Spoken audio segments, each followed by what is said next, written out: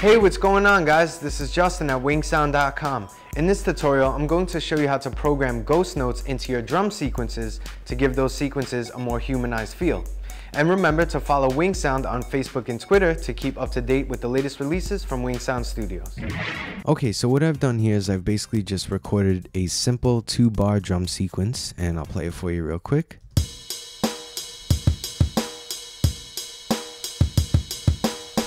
Okay, you get the idea there.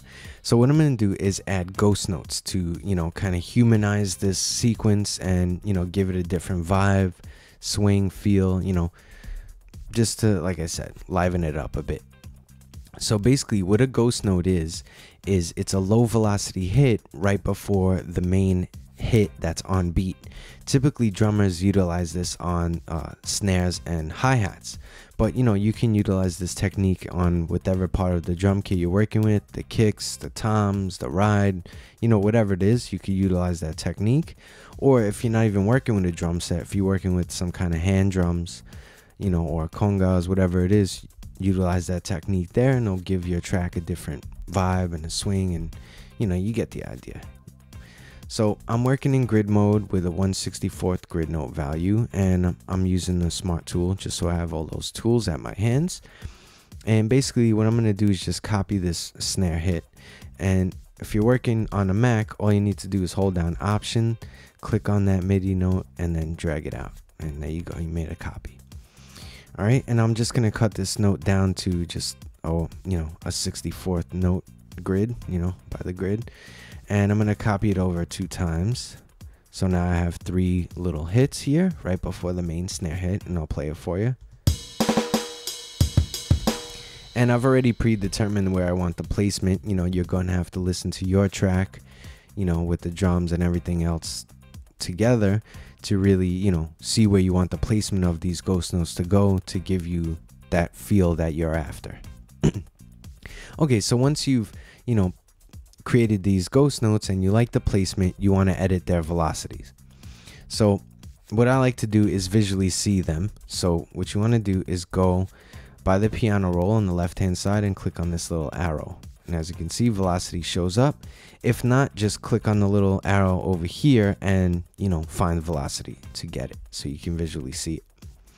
Alright, so I'm going to highlight the 3 of these and I'm going to bring them down, bring the velocity down. Okay, let me listen to that. Okay, that's pretty good. But what I'm going to do is kind of create almost a build up to that main snare hit that's on beat. So I'm going to drop the first one down a little bit more. The middle one a little bit more as well. And the third one, I'm just going to leave it where it's at. And I'm going to check the main snare hit. Check the velocity of that one. That's all the way almost at 127 at full velocity. So, I kind of, like I said, created like a little build up to that main hit. So let's listen to it now. All right, you get the idea. It's, really simple.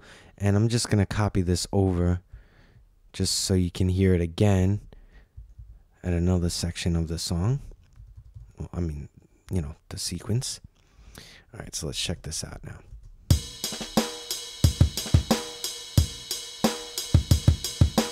Okay, you get the idea. Like I said, very simple, creates a more humanized feel, a little bit of a swing, different vibe, really liven up your sequenced kind of almost robotic drums that you sometimes end up doing because it's really easy, when you follow a grid to just place them, perfectly on the grid.